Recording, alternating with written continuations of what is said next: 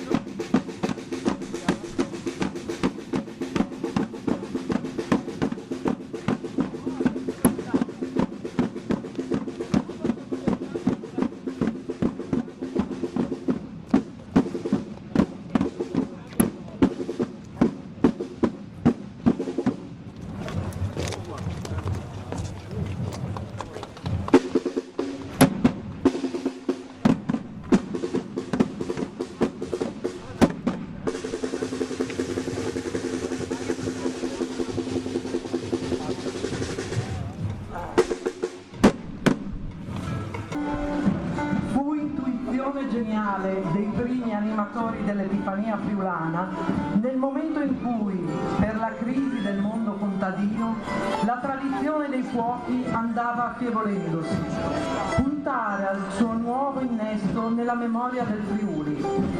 Tra il 1928 e i primi anni 30, la grande Epifania del fuoco si radicò a Tarcento. La fiamma del Pignarol Grande, irradiandosi dalla collina di Coia, ne divenne cuore e simbolo e continuò ad animare una tradizione millenaria. Viviamo oggi un tempo affannoso che ci trascina e ci rapisce in un vortice sempre più fitto, fino a quasi ad esserne dispersi, cancellati, privati di storia e memoria. Ma rimangono affondate nelle intime fibre del nostro essere e resistono tracce di emozioni, paure, terrori, desideri, stupori, brividi di assorta felicità. Echi sprofondati in strati ed ere geologiche di silenzio, d'improvviso si rifanno voce. Pollini fossili riacquistano per spazio di attimi forza verde e profumo e struggente, impellente desiderio di rifiorire. Risorge quasi intatta dall'antichità dell'infanzia l'esaltazione festosa legata alla tradizione dei fuochi. Riemerge dal nostro umano DNA la memoria antichissima dei primi fuochi, del fuoco, la sua fascinazione. Fascinazione della luce dentro la notte, della vampa rossa contro il livido gelo invernale, del cerchio stretto dagli umani contro il buio, il freddo, la solitudine, augurale incantesimo di resurrezione, speranza di giorni e soli nuovi.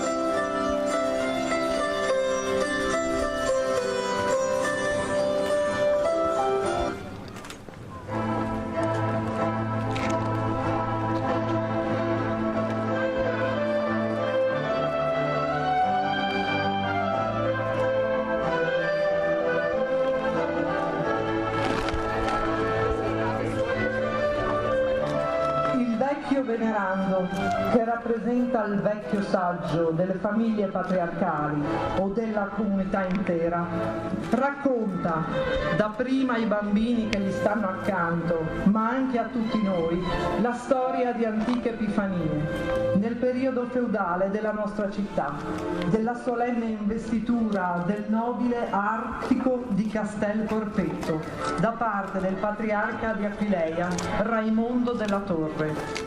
E poi salirà a Coia per l'ascensione del Pignarol Grande, che perpetua nel tempo le antiche cerimonie propiziatrici tramandateci dal popolo celtico.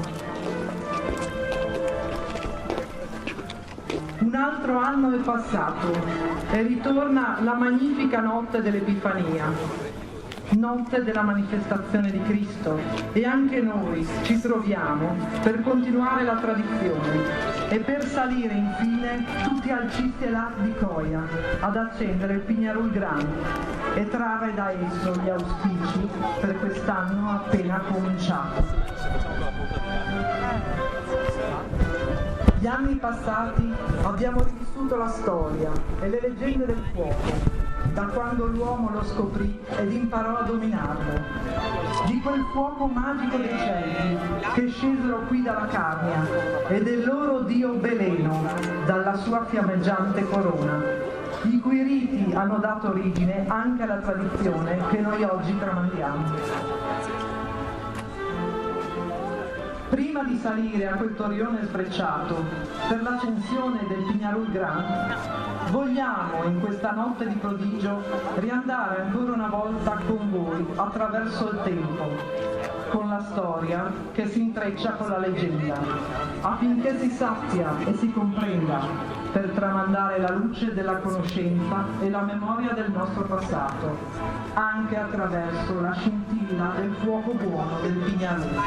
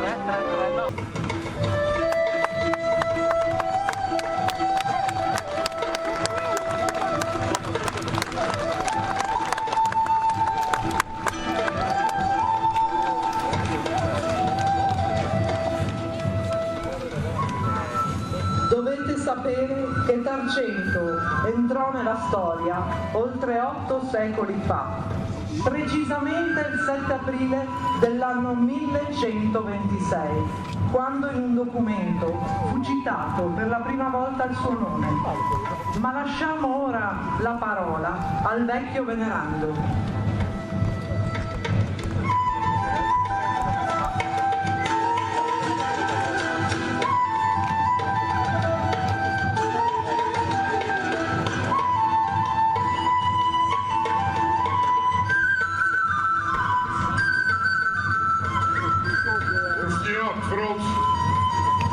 Un fatto che è capitato in Friuli, lui di scienza in lavoro. Intorno ai periodi più tormentanti delle nostre storie, e gli anni di miserie, di guerre continue, di fame e pestilenze, anzi che la vita di un uomo valeva tanto che di un animale.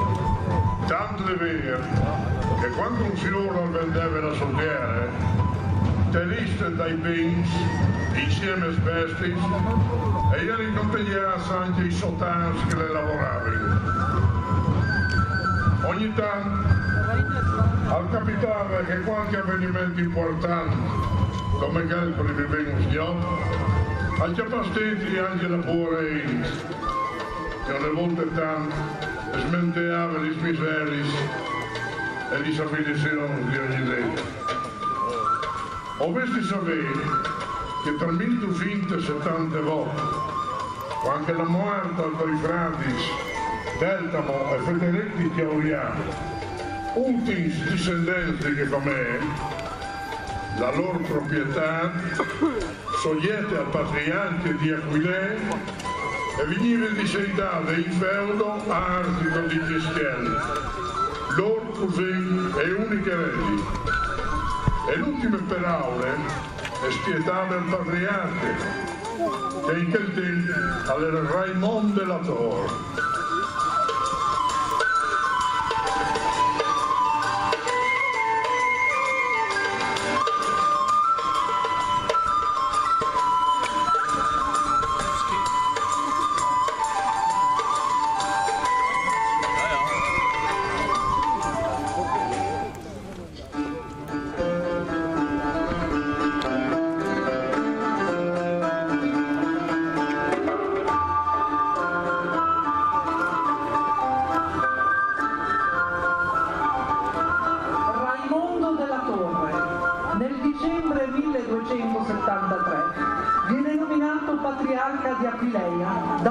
Gregorio X, divenendo così capo temporale e spirituale della più vasta diocesi d'Europa, i cui confini erano stati stabiliti nel lontano 811 da Carlo Magno.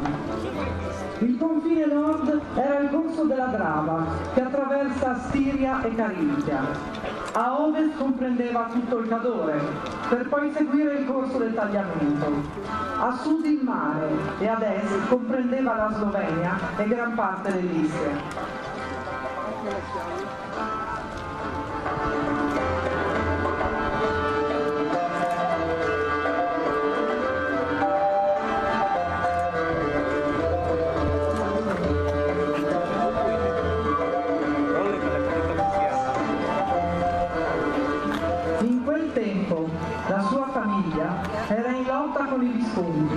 la signoria di Milano. Ciò coinvolse loro malgrado i friulani in una guerra dalla quale potevano venirne soltanto luci. Infatti a più riprese furono inviati aiuti militari in Lombardia.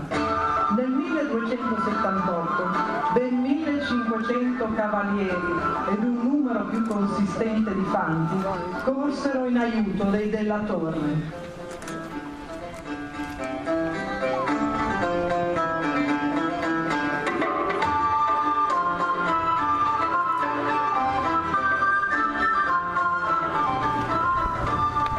Nel 1218 i Visconti vinsero l'esercito dei Della Torre, uccidendo il loro comandante Gastone, fratello del patriarca. Di questa sconfitta delle milizie patriarcali ne approfittarono sia il conte di Gorizia, che da tempo mirava il castello di Cormons, sia la Repubblica di Venezia, che si impossessò di gran parte dell'Istria. Alla sua morte, avvenuta nel 1299, lasciò un patriarcato smembrato e pieno di lotte intestine. In definitiva, il suo fu un governo fallimentare, sia dal punto di vista politico che finanziario, in particolare nei confronti del Friuli.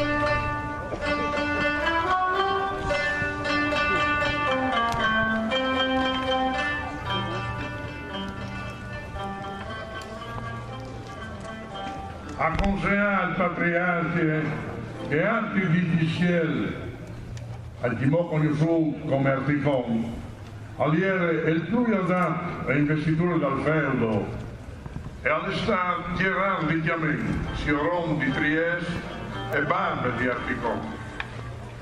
In occasione delle investiture, aliere presenti in qualità di testimoni.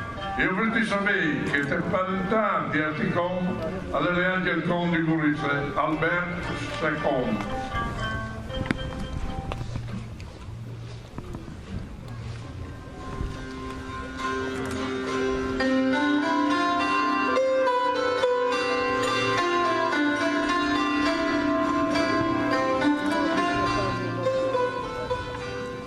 Alberto II, conte di Gorizia, discendente da uno dei più potenti casati dell'impero, con feudi in Tirolo, Stiria, Carinzia, Istria, Carniola, imparentato con la maggior parte delle famiglie regnanti d'Europa, era l'unico del patriarcato di Aquileia a potersi fregiare del titolo di conte. Aveva una propria bandiera, un proprio esercito e batteva moneta propria.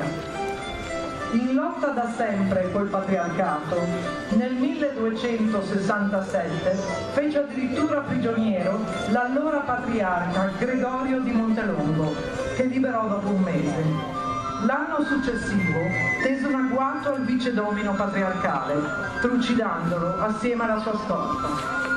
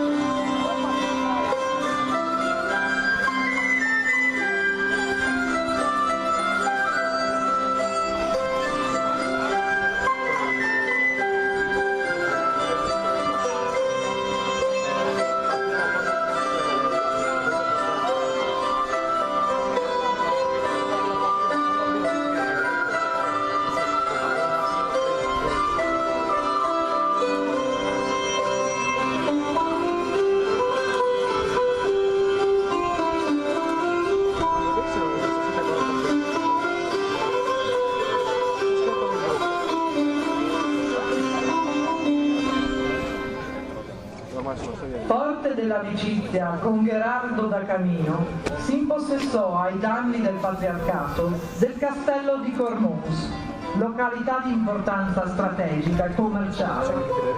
Nel 1283 si alleò col patriarca Raimondo per contrastare l'avanzata di Venezia nella penisola istriana. Dopo alterne vicende, la pace si concluse nel 1291.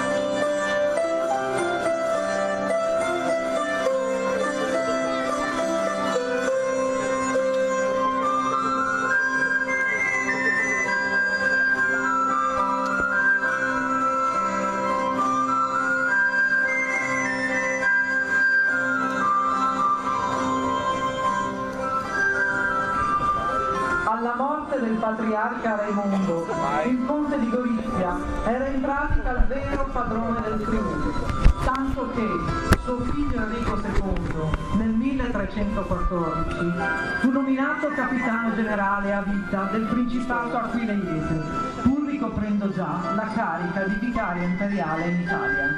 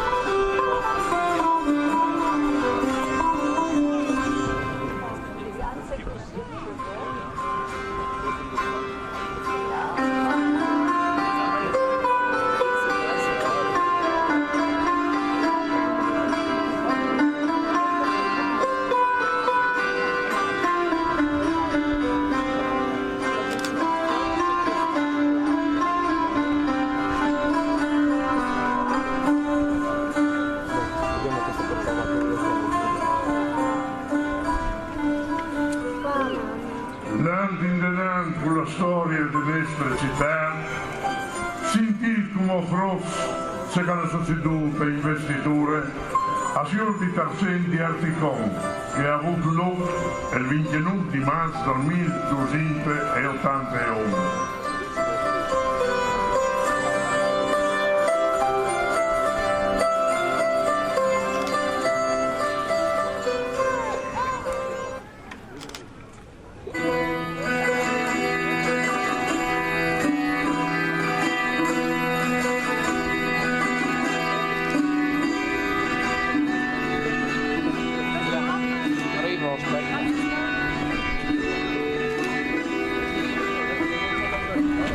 Artico di Castello, detto Articone, nasce verso il 1240 da Federico di Castel Polpetto e da Elisa da Camino, sorella di Gherardo da Camino, potente signore di Treviso. Articone era anche cugino di Alberto II, conte di Gorizia, a sua volta imparentato con l'imperatore Federico II.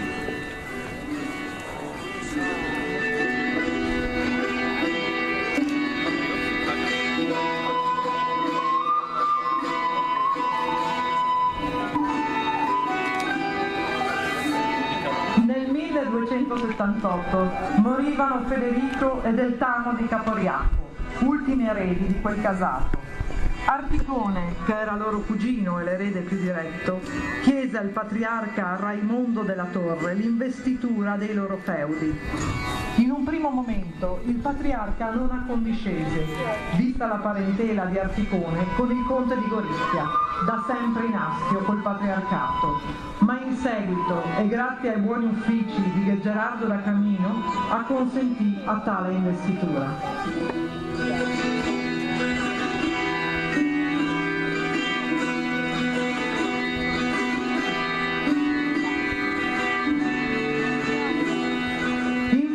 nel 1281 Articone prestava giuramento di fedeltà al patriarca ed alla chiesa di Aquileia, ottenendo l'investitura dei feudi dei di Caporiacco, tra i quali Invillino e Tarcento. Articone sposò in prime nozze Soladamor di Zuccola, dalla quale ebbe due figli, Federico e Glorissa. Soladamor morì verso il 1290 e nel 1294 Articone si risposò con Leonora Mosca della Torre, nipote del patriarca. Dalla loro unione nacquero tre figli, Odorico, Gherardo e India. Di tutti questi figli sarà il solo Odorico a continuare la discendenza familiare.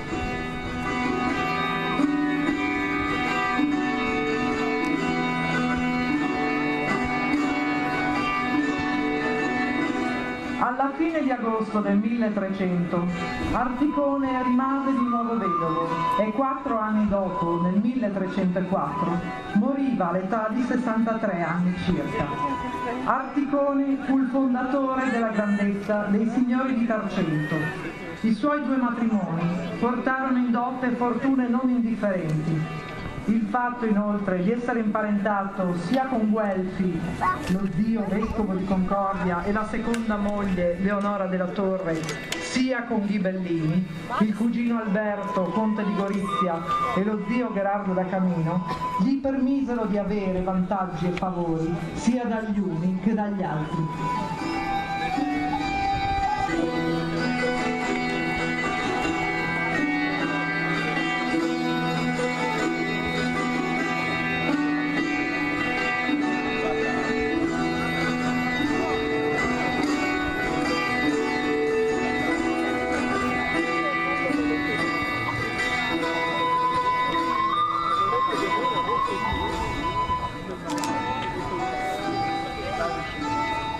E como obviarei una rievocazione dal giuramento e delle investiture che Articone alla fata patriarca di Aquileia. Presents i testimoni.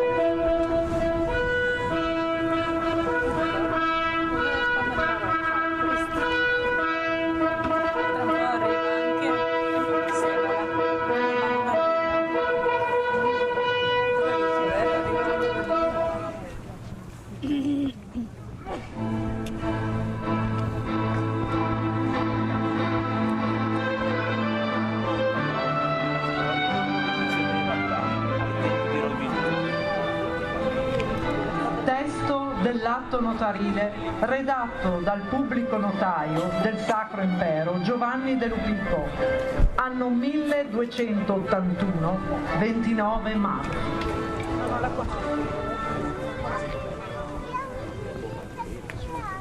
No.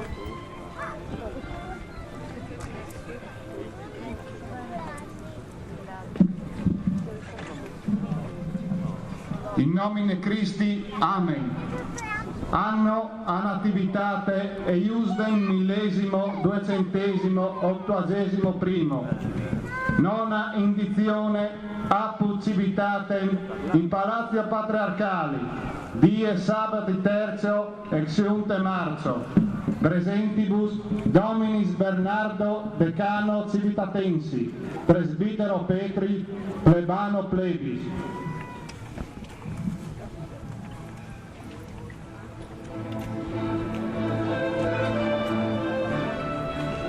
Per rendere più comprensibile il documento, si continua con una sintesi della traduzione in italiano fatta dal Verci nel 1787.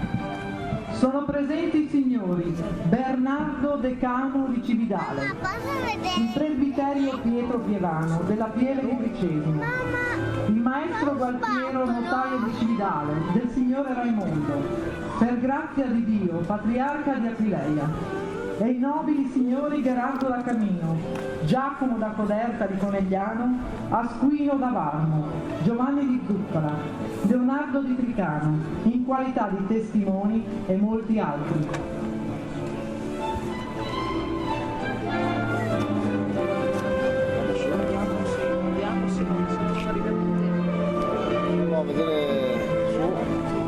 Il patriarca ha tenute presenti le preghiere e l'istanza del suddetto signore Gerardo da Camino, testimone sul nominato, volendo fare una grazia particolare allo stesso signore Artico di Castello.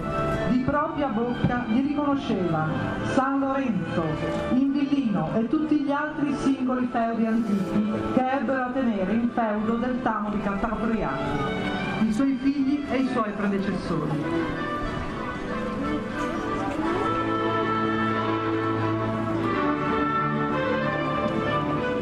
Secondo la consuetudine della terra del Friuli, il nome della chiesa di Aquileia lo investì di propria mano, con un certo cappuccio, di feudo retto e legale con masi, case, casali, selve, boschi, vigneti, diritti di pesca e di caccia, corsi d'acqua, decime e ogni appartenenza di diritto a detti feudi.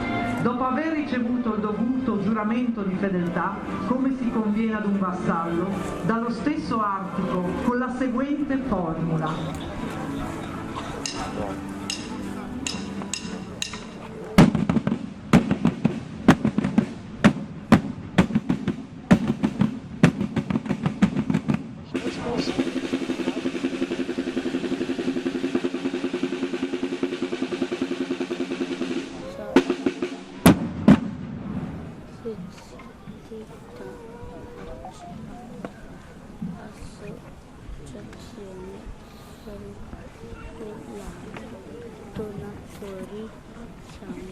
Io, Artico di Castello, sui santi Vangeli di Dio, giuro fedeltà al mio Signore, il Signore Raimondo, patriarca di Aquileia, come giuro un vassallo al suo Signore, che difenderò e conserverò l'onore, lo Stato, i beni e i diritti dello stesso, con tutto il mio potere contro ogni uomo e persona, e che non andrò mai contro lo stesso Signore, patriarca e la Chiesa di Aquileia.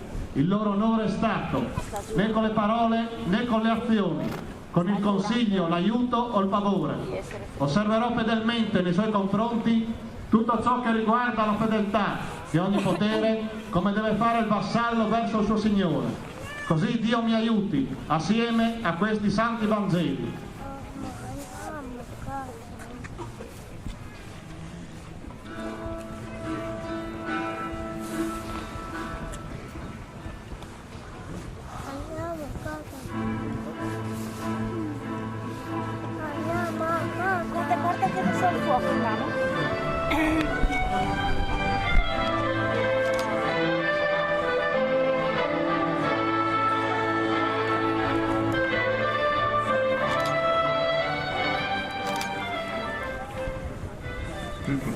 E come per riguardare una tradizione che si piace dai team, alle due cinguie e in pieno il Pignarol Grande, a riguardo di una festa pane di più di 2000 anni in da ora. Insieme ai fasots, brusin cieche di broto venduto l'anno passato, sicuro che la luce e il calore delle nuove fiamme non porteranno a nada di pace e di abbondanza. E questo è l'augurio che Tarcento fa a noi. E speriamo che il fompa vada a sorelle llevare, perché come la tradizione nos insegna, se il fompa va a sorelle llevare, ti ha pensato che va a martiare. Se il fompa va a sorelle a monte, ti ha pensato che va per il monte.